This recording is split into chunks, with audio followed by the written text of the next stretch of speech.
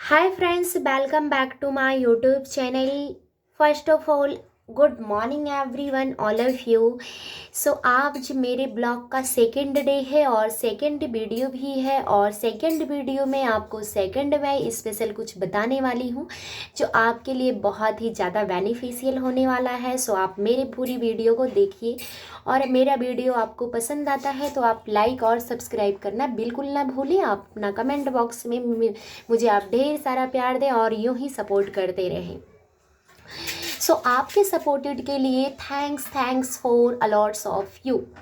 Second video आज मेरी ये है कि श्री रामचंद्र जी के ऊपर है और अयोध्या नगरी से आप भी बिलोंग करते हैं तो आप कमेंट बॉक्स में ज़रूर बताइएगा। और मैं तो बेसिकली अयोध्या नगरी से ही बिलोंग करती हूँ और अयोध्या नगरी में राजा दशरथ जी, विश्वामित्र जी, ये दोनों आपस में दोस्त थे। विश्वामित्र जी के सारी चीज़ें उनके पास, दुनिया की सारी संपत्ति थी, सब कुछ था, लेकिन फिर भी उन्होंने अपना सारी संपत्ति क्यों त्याग दिया और संन्यास ले लिया, वो मैं आपको वीडियो के एंड में बताऊंगी।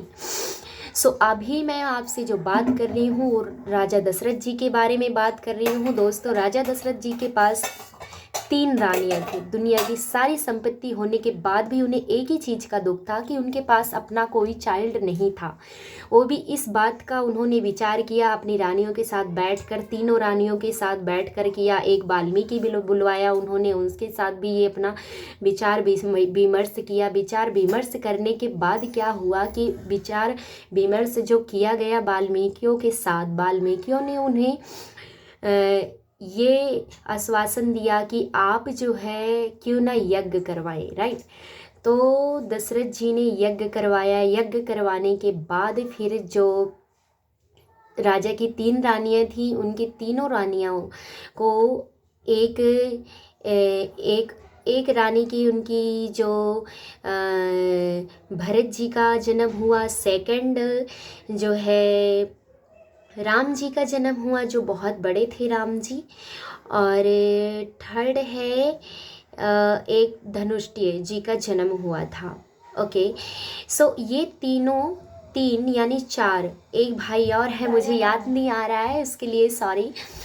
ये 4 भाई हैं और 4 भाई हैं और ये 4 भाई आपस में बहुत ही अच्छे से रहते थे, आपस में खेलते कूदते थे। धीरे धीरे जब ये बड़े होने लगे तो दशरथ जी के मन में एक प्यारा सा विचार आया, क्यों ना इनकी शिक्षा शुरुआत प्रारंभ करवाई जाए। तो इनकी शिक्षा के लिए वाल्मीकि जी से उन्होंने बात की और बात करने के बाद उनकी जो है शिक्षा प्रारंभ हुई चारों भाइयों की। जो सबसे प्रिय थे और सबसे बड़े थे वो थे राम। राम जी थे दशरथ जी के बड़े पुत्र। राम जी दशरथ जी के बड़े पुत्र थे और उनके जो 3 पुत्र थे उनकी तो आपस में ही एक दोस्ती बहुत अच्छी थी, लेकिन राम जी थे बहुत बड़े थे और वो एक प्रिय थे, अपने पिताजी के बहुत ही बड़े प्रिय थे। एक दिन ऐसे ही कुछ बात होती रही, उसके बाद समय बीतता गया और टाइम आगे निकलता गया और बच्चे भी दशरथ जी के बड़े होते गए। जो सबसे बड़ा बेटा था वो राम था और एक बार ऐसे धीरे धीरे टाइम के साथ साथ विश्वामित्र जी वहाँ पर आते हैं और उन्हें राजा दशरथ जी को सूचना दी जाती है कि आपके मित्र आए हुए हैं। तो वो बोलते हैं कोई बात नहीं, अंदर आने दो। तो वो अंदर आते हैं। उसके बाद क्या होता है कि विश्वामित्र जी वो बहुत ही ज़्यादा परेशान थे, क्योंकि उन्होंने उनके साथ एक युद्ध छिड़ा हुआ था कुछ टाइम पहले। क्या बात थी वो मैं आपको बाद में बताऊंगी। एक युद्ध छिड़ा हुआ था जिसमें उनके बेटे राम जी की बहुत ही ज़्यादा रिक्वायरमेंट थी और उसी के लिए बात करने आए थे दशरथ जी से। तो उन्होंने दशरथ जी से कहा कि आपसे मैं वो चीज़ मांगने जा रहा हूँ जिसे शायद आप देने से इनकार कर दें। तो दशरथ जी ने कहा कोई नहीं, आप ऐसा कौन सा चीज़ है जो आप मांगना चाहते हैं, क्योंकि मुझे अपने ऊपर पूरा विश्वास है और मेरे पास दुनिया की सारी संपत्ति है, सारी खुशियां हैं। तो मैं आप मेरे पहले भी बहुत ही अच्छे मित्र रह चुके हैं, तो मैं आपको सारी चीज़ें जो भी हैं, जो भी आप मांगेंगे, मैं आपको समर्पित कर दूंगा। दशरथ जी ने कहा विश्वामित्र जी से। तो विश्वामित्र जी ने जब अपनी जुबान पे ये बात लाई कि दशरथ जी, एक युद्ध छिड़ा है जिसमें बहुत ही ज़्यादा युद्ध हो रहा है, उसमें मेरा जीतना बहुत ही नामुमकिन है और मुझे नहीं लगता कि मैं उस युद्ध को जीत करके आगे निकल जाऊंगा। सो इसीलिए मैं आज आया हूँ राम आपके बेटे बड़े राम जी को लेने। आप अपने बेटे बड़े राम जी का हाथ मेरे हाथ में कुछ दिनों के लिए दे दें, क्योंकि आपका बेटा मेरे युद्ध में शामिल हो सके और उन्हें हरा सके और जीत काबिल दिला सके मुझे।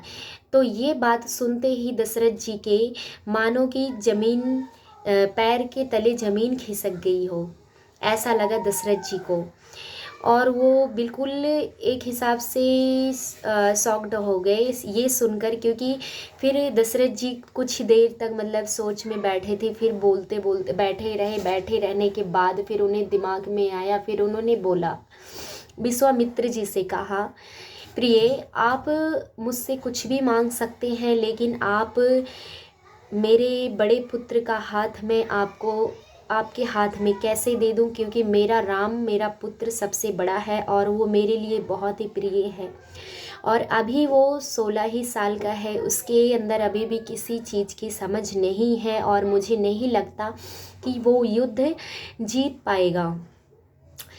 तो विश्वामित्र जी ने कहा, नहीं, आप हमेशा के लिए मैं आपके पुत्र को ले जाने नहीं आया हूँ, सिर्फ आप मुझे कुछ ही दिन के लिए दे दीजिए आप अपने बड़े बेटे का हाथ, क्योंकि मैं युद्ध जीतने के बाद मैं आपके बेटे को लाकर सही सलामत आपके घर वापस छोड़ के जाऊंगा। ऐसा उन्होंने बोला दशरथ जी से।